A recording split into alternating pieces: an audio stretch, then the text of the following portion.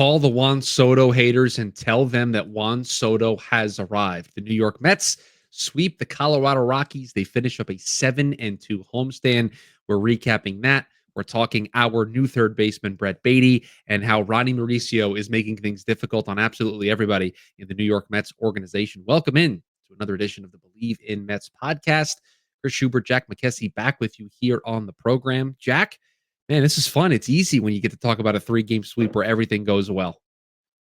I was a little bit worried coming into this series that weird things could happen. You never can predict how baseball goes. The worst team can always beat the best team on any given night.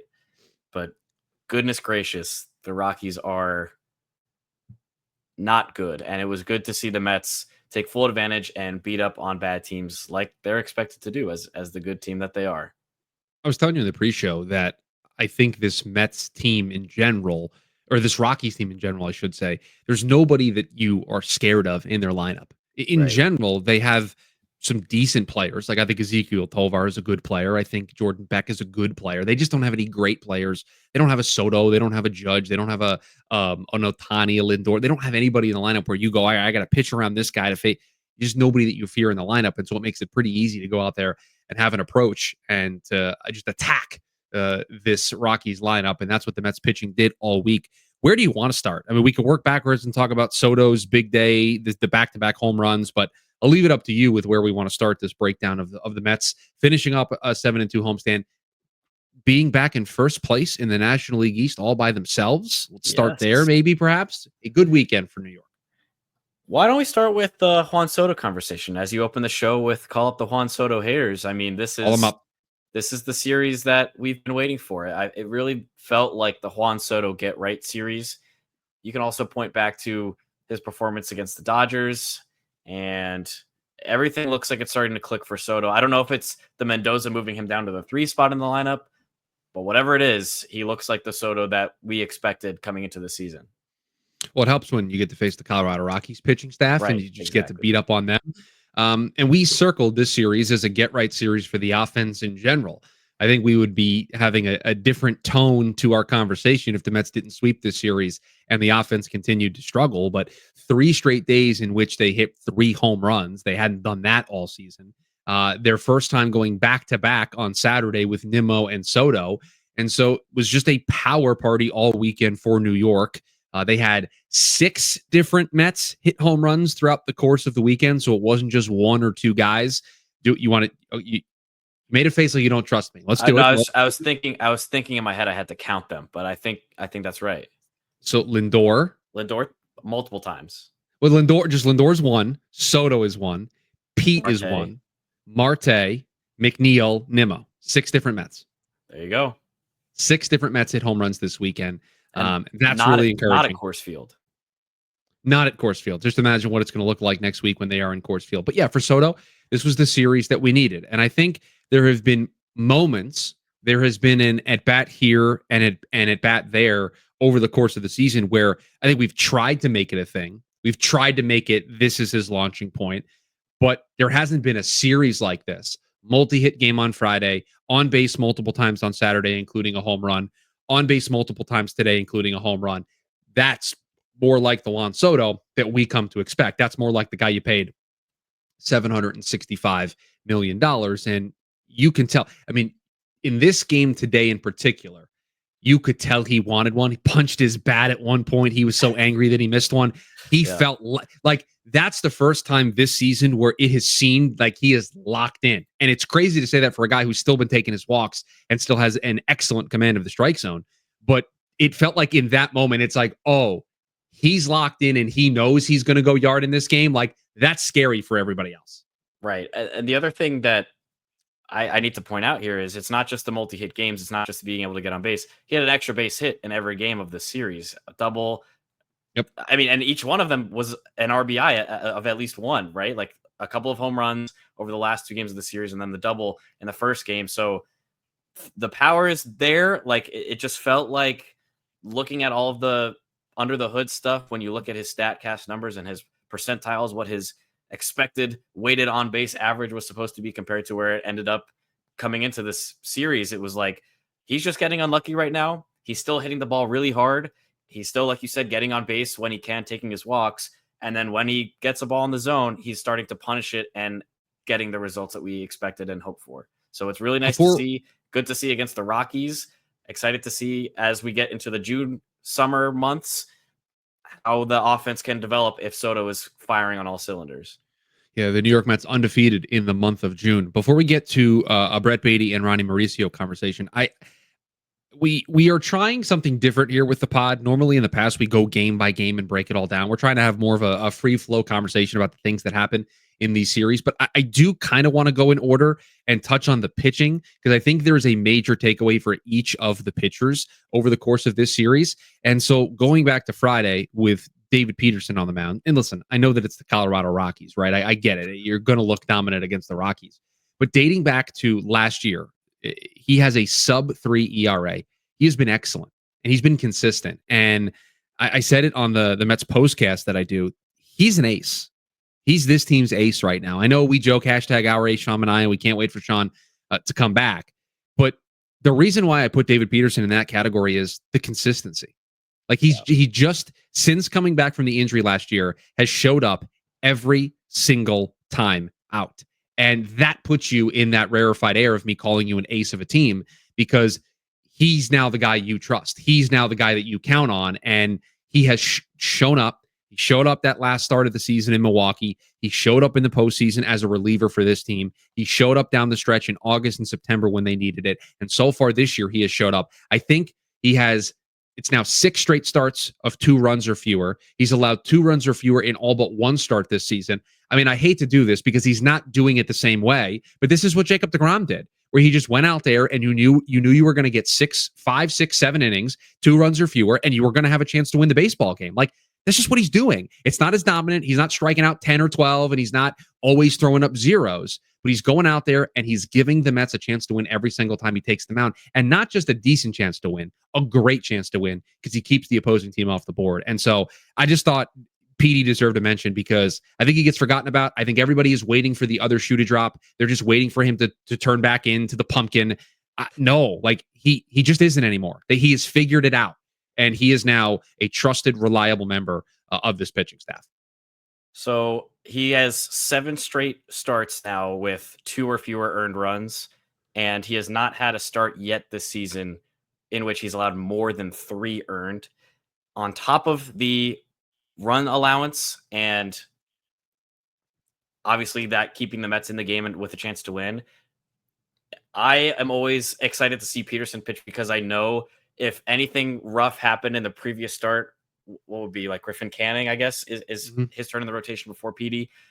If there's a rough situation with Canning or anyone else at the back end of the rotation and the bullpen's taxed, David Peterson's starting to give you depth as well, because we've talked about it multiple times, how getting depth from your starting rotation is going to be so important for this team going down the stretch, because we said over and over again, the rotation looks good right now. The bullpen looks great. But if you start racking up innings on the bullpen guys and the cracks start to show, things can fall apart very quickly. But for now, 1, 2, 3, 4, 5 starts in a row, Peterson's gone at least into the 6th inning in each of his last 5 starts.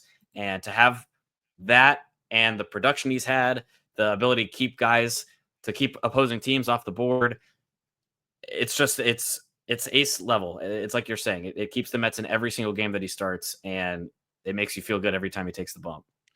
You usually use this term to describe not the top member of your staff, but he's also just a stopper. Like, if the team has a rough patch, he's not going to let it get worse. He's just going to go out there and give the team a chance to win, and they're more than likely going to get into the win column and get things back on track. And it's just nice to have that type of guy manning your rotation. Kodai Senga on Saturday, the takeaway that I wanted to share, at least from my perspective on Senga, is, man, I just love watching him pitch, because the art of pitching has blossomed, I think, in the new age of all the metrics that we have, and Stuff Plus and extension and just all of the different under the hood things that we talk about on the show to break down a pitcher. It's become an art. You like watching guys make adjustments. Oh, he added some IVB to his fastball, or oh, his extension's a little different. And you start wondering, is this something that's now going to lead to some better results? And so we love doing that. And we do that with everybody. With Kodai Senga in particular, I love watching him pitch, because you can see him working on things in real time.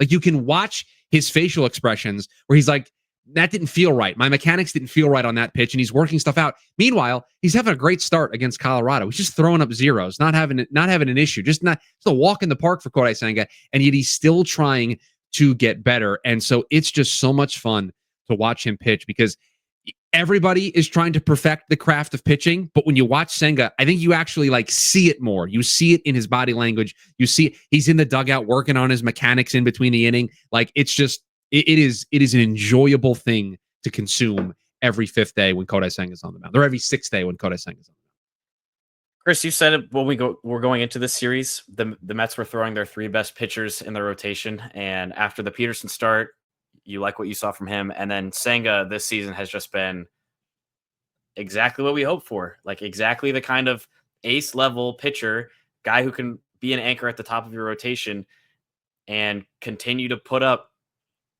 allow two or fewer runs while pitching into the sixth, into the seventh inning. And again, it's the Colorado Rockies. It's hard to take away too much, but to see, like you said, him work through things both mentally and physically, mechanically, and just look like the dominant pitcher that he was his rookie season. We'll always have the one start last year, but having him on pitch on a consistent basis every fifth or every sixth day with long stretches of games, it's very, very fun to watch. And the fact that he's dominating on top of all of that, it makes it even easier to root for the guy. And then with Holmes on Sunday, today, the day that we're recording the pod, the takeaway that I have is he was missing up a bunch today and still was able to go 7 innings because he just threw a ton of first pitch strikes. Yeah. But the broadcast pointed this out, and they didn't really dive deep into it. It's just not really the platform where you can do it. And so figured we would touch on it here. With today's start, he's now past his innings from each of the last couple of seasons. I think it's a career high in innings pitched in a season for Clay Holmes. And so I wonder what the plan is going to be.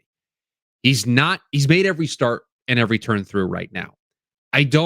Even if he's fully healthy, I don't expect him to take every turn through, because if he makes all 30 starts and he goes 5 or 6 innings, we're talking anywhere from 150 to 180 pitches, more than double what he's done in his career.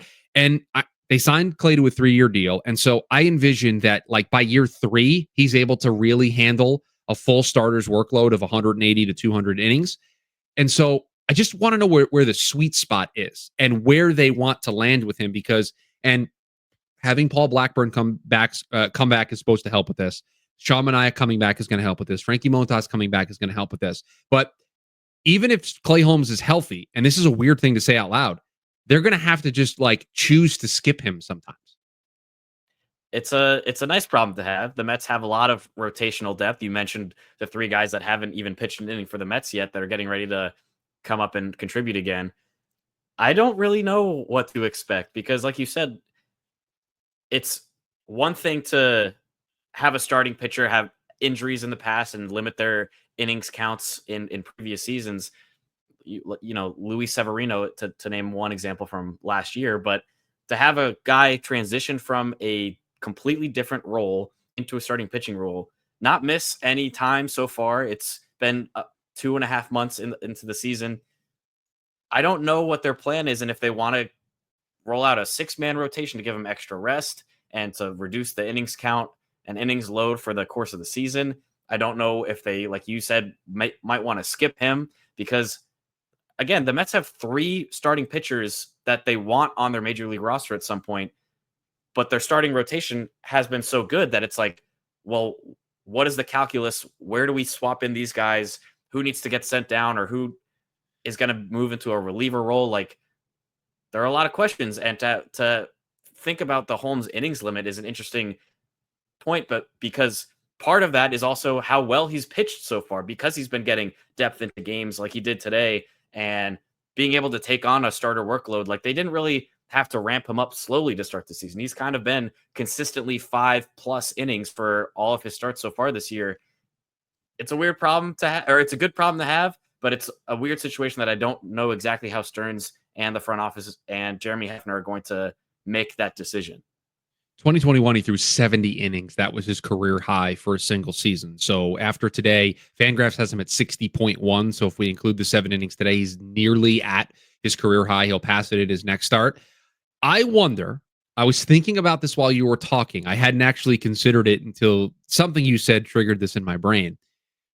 Could we see, this is a weird comparison to make, everybody, so just go with me here. Could we see the Mets do with Clay Holmes what the White Sox did in the second half last year with Garrett Crochet, where he only throws 3 or 4 innings every time out, and then you go to the bullpen after that? I feel like that's something that the Mets have the luxury of being able to do because of how much depth they have. Because that gives you an extra role for one of these other guys who are coming up, the Paul Blackburns, the Frankie Montases. Yeah. Sean Manaea is going to be your starter, but if you need like a double starter thing, like a long reliever who's also just a second starter in a day, that's a way to both limit Clay Holmes' usage and pitch count and innings count, and give a role to a guy that there's not really a perfect spot for them as things stand right now. Or this is how we get Huascar Brazipan in the 3rd and 4th inning.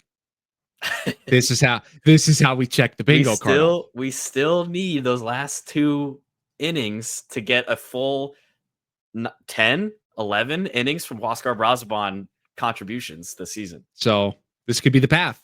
The path could be piggybacking off of Clay Holmes. They're just going to have to get creative, and I don't think they want to do this because it would go against everything that they've been doing. But they, in theory, could start Montas, have him go 3 innings, and then bring Holmes in as a reliever because he's comfortable doing that. Again, they want to make him a starter, so I think they'd rather him start the game.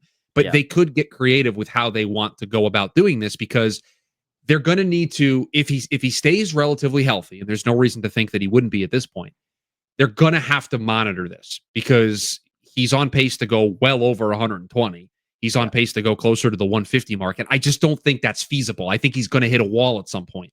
Right. So figuring out how they want to approach that's going to be really interesting. Luckily, they have the options. They have the guys that they can do this with. They have relievers like Kranick, like Buteau, like Brazipan, who they can piggyback if they wanted to do this.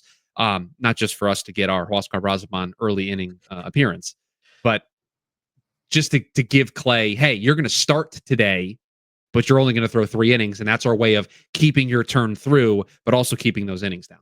It's interesting also because you have to think about the wider context here of, we saw what happens when guys who haven't pitched as many innings as the Mets are expecting or as they're projected to. We saw what happens later in the season when they hit that wall, like the Luis Severino, Sean Manaea situation towards the tail end of last year. I mean, those guys were pitching their butt off down the stretch too, but at some point, like, you started to see some of the cracks, some of the slipping. Sean Manaea in that final game of the NLCS, like, he just wasn't on point like he had been for so long. And I think that's just a byproduct of the dude had a starter background, converted to a reliever. Mets wanted to make him a starter again, but he hadn't had the innings count that he ended up having in 2024.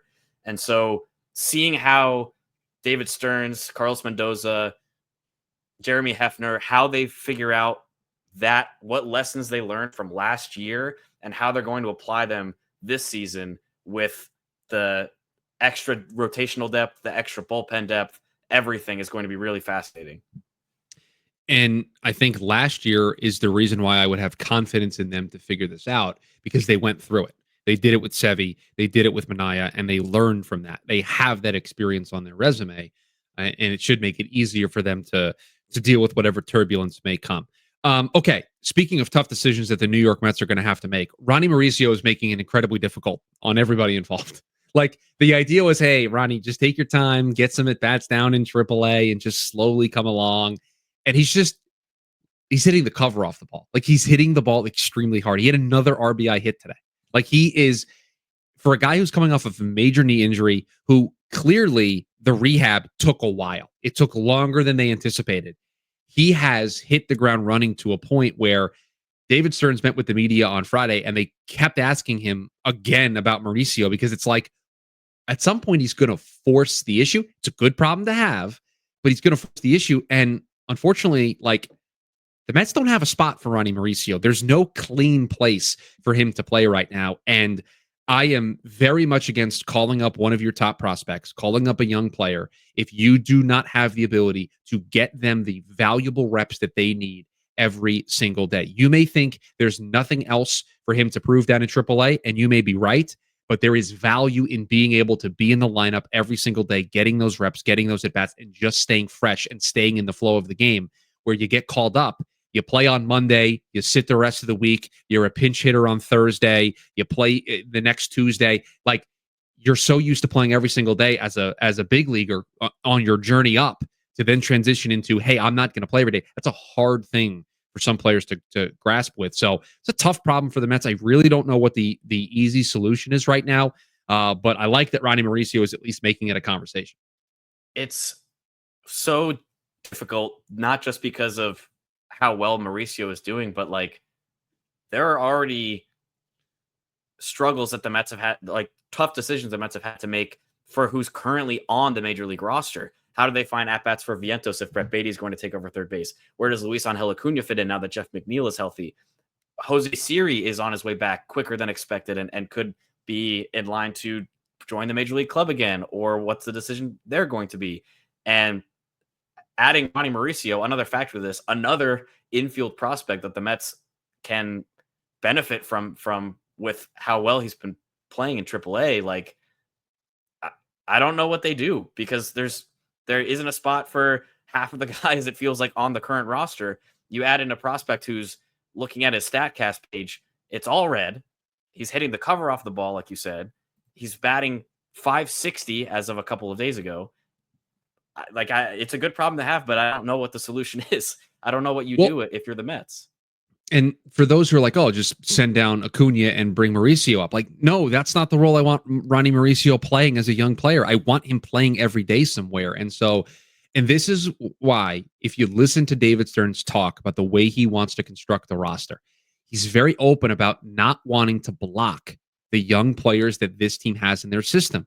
And not to put the cart in front of the horse, we're going to have this problem probably next year with Jed Williams. Like, this is going to be a problem where, instead of this being the Ronnie Mauricio talk, next year around this time, it's going to be the Jed Williams talk. And the Mets, and David Stearns in particular, have talked about and made it abundantly clear they do not want to block these players from having a chance at the big league level. And so, to me, I don't think they would do this in the middle of the season, but like, Jeff McNeil's not the second baseman next season. They're going to open that spot up, and hey, Ronnie Mauricio, here's your chance. Hey, Acuna, here's your chance. Hey, Jet Williams, here's your chance. They're going to open it up, just like they did with third base. And we'll get to Brett Beatty and what he's been doing here in a little bit. It's why I don't think they wanted to landlock first base, because they have Drew Gilbert, they have Ryan Clifford, they have options where they want to have first base open and say, hey, which young player is going to grab hold of that position? They really want to have maybe one or two, maybe three spots that they feel locked in. Soto, Lindor, and probably Brandon Nimmo. Like, they feel really good about that. The rest, they want to give the opportunity for these guys until somebody grabs it and makes it just a non-starter, that they are removed from the conversation. Speaking of players who have grabbed hold of a position, can we? Talk? Okay. Can we talk about Brett Beatty? We can. Now, just for the video viewers of the program over on the YouTube channel, if you see my face light up like I'm Casper the Ghost, it's because Fangraphs does not have the ability for dark mode, at least not that I can see. And so when I go to Brett Beatty's Fangraphs page, it lights up the other monitor because it's bright. And I don't know how to turn the brightness down on this monitor. So. Cheap plug for the YouTube version, by the way. If you like watching your podcast instead of just listening to it in audio format, head on over to YouTube, search up Jack McKessy. That's McKessy. And you can find pretty much every single episode that we've recorded up to this point in video format. And if you want to see Chris's face, quote, light up like a Christmas tree, now's your chance. We have the place for you. And then I've got the black wall behind me, so it's real. It's the contrast you're looking pasty. Yeah, I look like I need to go out into the sun, and it's there's some storm clouds outside, so I don't think I'm going to be getting any sun today. No, the reason why I want to bring up the Fangraphs page is because I was looking into this, and I don't know if you've done the deep dive, but it is. I know if you look at the surface level numbers, right? Average, the home runs, the OPS, what he's doing since he's coming back, the RBIs. it's clear he's a different player than where he was in March and April. But the under the hood stuff tells the story. It gives us the roadmap as to how this happened. So if you don't mind me nerding out for a second, Please if that's do. okay with you. Please so do. in March and April, Brett Baty hit a ground ball 48.6% of the time. That was his ground ball percentage in March and April. That sounds right. In May, it's down to 39.6%. And the more important thing is his fly ball percentage is up from 25.7% to 37.5%. Hitting less ground balls, hitting the ball into the air more. Okay, you may think that that's just one piece of information. How about this? In March and April, he was pulling the ball 37.1% of the time. In May, it's up to 43.8. So now he's pulling the ball more. We're hitting the ball in the air. We're pulling the ball more. All of the things that we said, the recipe of what makes Brett Baty a good hitter. Get the ball in the air, pull the ball. He's doing both of those things more. How about this? In March and April, his hard hit percentage, the percentage of balls in play that were classified as hit with a hard speed, 22.9% in March and April. In May, 41.7%. It's simple. Hit the ball in the air, pull the ball, hit the ball really hard. Like that's what Brett Baty is doing. It's so like you look at these numbers and you're like, oh, I get it. He's just doing all the things that we've said that he should be doing that make him a good big league player. And look at how the results have panned out. Yeah. Like he looks like the player that he was projected, the player not only that he was projected to be, but the player that he was in AAA, where we started to have the conversation like, is this a quadruple A player? Is he just going to be one of those guys who tears things up in AAA but isn't able to put things together at the major league level? No. Brett Baty at this point, throughout the first 2.5 months of the season, we've seen like a complete 180 flip into a maybe quadruple A player, into a bona fide major leaguer who, by the way, it's not just the offense. The defense that Brett Baty has been showing off since he's come back up is just beautiful. And it's the reason why, Chris, I said he's taking this third base role and he's not letting it up. And we talked about it last episode, how Mark Vientos did something similar at the beginning of last season. I don't really know where to put Mark Vientos other than DH spot at this point, because the defense that Baty adds, the offense that he has, like you need to have him in the lineup. You need to have him in the field. I think Mark Vientos is just like the DH bat right now on the right-hand side. And I don't know how that fits in with Starling Marte, but Baty just looks. Hold on. Unreal. Speaking of that, you mentioned Starling Marte. Carlos, please stop hitting him in the 2-hole. Please. I'm begging you. I can't watch it anymore. Put Soto back there, please. Or Nimmo. Nimmo was okay. Nimmo's been okay in the 2-hole. I know there was a lefty today, so it's against everybody's religion in baseball to hit 2 lefties in a row. You're just not allowed to do it under any circumstances. But man, I can't watch Starling Marte hit after Francisco Lindor and with Juan Soto on deck. I just can't do it. I can't. Just feels like we're just missing opportunities by doing that. Was it Mark Vientos in the 2 spot during the NLCS? Yes, and Mark's been in the 2 spot as of late. They've been putting him up there, right? To try to get him going. I feel like that's another spot that would be good for him in the lineup. But like as far as fielding, you're going to get him more chances to hit. He's going to get more pitches to hit because they're going to want to attack him instead of Juan Soto being behind him and Pete Alonso being behind him in the lineup. Right. Baty to me has to be the starting third baseman. They started him against a lefty today. They hit him 5th against the lefty today, which I thought was interesting. Not just that he was in there, I think he's earned it, but the fact that they're like, hey kid, you're playing well enough, you're going to hit 5th in the lineup against the lefty. Yeah. Means you trusted him. Now he didn't have a great day, 0 for 4 with 3 strikeouts. Hit the ball okay with on his last at bat to avoid the golden sombrero. But defensively, he gives you the best chance to win. Offensively, right now, he gives you the best chance to win. I mean, he had it 1 inning in this game today against the Rockies where he made all 3 plays in the inning. Yeah. And he made all 3 of them look easy. So it's hard because I don't want to give up on Mark. I don't want to say that he can't be the player that he was in the postseason, but I'm in the business of winning baseball games. And right now, Brett Baty gives me a better chance to win. And I just think you have to take your lumps and make him, that being Mark Vientos, the DH every day and hope that he can just break through there, because you're doing him a disservice by playing him at third right now, I think. And you're almost certainly doing the team a disservice by playing him at third. Yeah. We talked about it earlier in the season as well. Vientos' struggles at the plate are something that he sometimes carries with him into the field. And he already isn't the defender that Beatty is at third base. And when you're struggling at the plate, you're already mentally kind of in a weird spot, and the defense suffers as a result. Like, everything is clicking for Brett Beatty right now. So until there's a reason to believe otherwise, he should be the starting third baseman every single day because of what he gives you defensively and offensively. Can't wait for Mark Vientos to be at third for the first game of the Dodgers series to make us all look foolish. Yep. Just what I expect at this point. But good sign today that they played him against the lefty, because if there was a chance to put Mark in at third base, it would be against the lefty, and they didn't. Also, you can't figure out a side armor with Sean Manaea sitting in the dugout. Like, just talk to him. Like, just Sean, hey, what should we look for?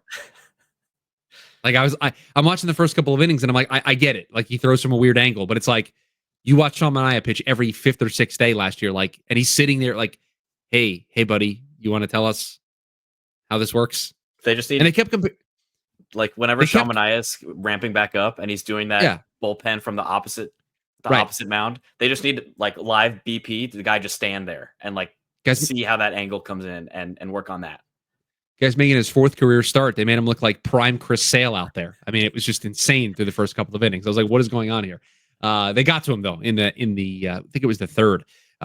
Walk, hit batsman, Pete Alonso home run. They just punished you for the mistake.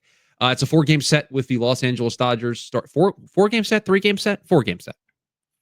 4-game set, and then Fridays in Colorado, and then they're Washington thereafter, if I'm remembering the math correctly. Yes. Sorry for the video viewers. I have to go back to Fangraphs because they have the things. I'm going to be a paley ghost here for a second. Paul Blackburn is who starts the opener of the series with the Dodgers against Dustin May. Tyler McGill goes on Tuesday. Griffin Canning goes on Wednesday. Already nervous about that game. David Peterson goes on Thursday. And then we will be doing a podcast right before a 3-game set on Friday, starting Friday night in Coors Field. That is going to do it for another edition of the Bleav in the Mets podcast. If you are new here, subscribe, rate, review to the pod, share the show with a friend. If you are a regular listener to the pod, do all those things. Rate, review, subscribe, share the show with a friend. We're not biased here. Just share the show with as many people as possible. You want to catch the video version of the show, as we mentioned, just go to Jack McKessie's YouTube channel, McKessy, to spell the last name. I promised that we would do a show after this series with Colorado. We delivered. And so now I promise you that we will get an episode out in between. I mean, there's no days off until next Monday. It's just kind of just rapid fire. A lot of baseball coming up for the New York Mets, and hopefully they can continue to build off of a 3-game winning streak. Took 2 out of 3 from the Dodgers. Should have been a sweep of the Dodgers, if we're being honest, the last time out. So hopefully they can keep things rolling out in LA. So have a good one, Mets fans. We'll talk to you after this series with the Dodgers. And as always, let's go Mets. Let's go Mets.